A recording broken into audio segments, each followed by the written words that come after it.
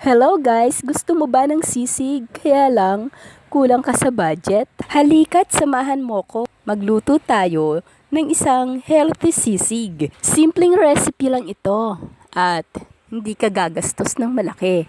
Ito ay tatawagin nating talong sisig. Halika't simulan na natin. Ito na nga't nakaredy na ang mga talong. Naputol-putol na namin yan at ibinabad lang namin sa tubig para hindi mangitim. Eto't nakaredy na rin ang ating sibuyas at bawang. Ngayon, magsasalang na tayo ng kawali. Lagyan lang natin ng mantika. Kapag mainit na ang mantika, ilagay na natin ang sibuyas. Unahin lang nating igisa ang sibuyas. At kapag medyo nagisa na siya, pwede na nating isunod ang bawang.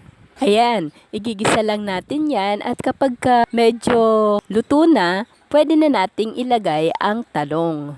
Eto't inilalagay na nga namin ang mga talong. Kakaibang sisig nga itong gagawin natin guys. Kasi instead na karning baboy ay eto nga gulay na talong ang ating gagawin. Eto ang gawin mo kung mahilig ka sa sisig at di mo afford ang karning baboy, pwede mong itry ito. Eto at medyo luto na ang ating talong, pwede tayo maglagay ng pampalasa. Lagyan natin ng toyo. Tansyahin nyo lang ang dami para hindi naman sobrang alat ng ating lulutuin. Tapos, lalagyan din natin ng konting patis. Ayan, halu-haluin lang natin para yung mga seasonings ay kumalat sa buong gulay. Maglalagay din nga pala tayo dito ng paminta para may konting anghang. Pwede nga rin pala kayo maglagay dito ng sili, lalo na kung mahilig kayo sa maanghang. Ako kasi, ayoko ng sobrang anghang. Kaya dito sa malulutuin natin, mapapansin nyo, hindi kami maglalagay ng sili. Eto't ilalagay na natin ang itlog. Hindi na nga natin ito binati at diretso na nating ilalagay dito sa ating nilulutong sisig talong. Ayan, kapag nailagay na natin lahat ng itlog, halu-haluin lang natin. Alam nyo ba guys, sa panahon ngayon, napakahalaga na maghanap ng mga gulay na mayroong magandang pakinabang sa katawan. At isa na nga dito ang talong, na napakadaling hanapin sa palengke. Ang talong ay mayroong mga nutrients na magbibigay ng magandang epekto sa kalusugan ng katawan. Ang talong ay mayroong mababang calories at carbohydrates na magandang balanse sa iyong diet. Mayaman din ito sa fiber na makakatulong sa iyong digestive health.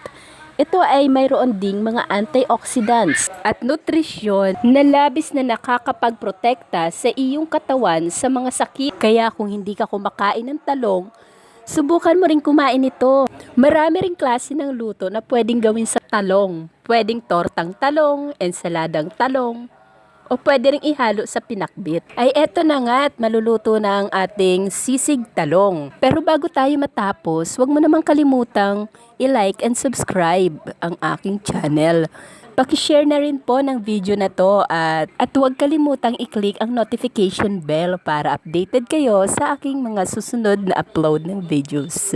At ayan, luto na po ito. Pwede na po tayong kumain.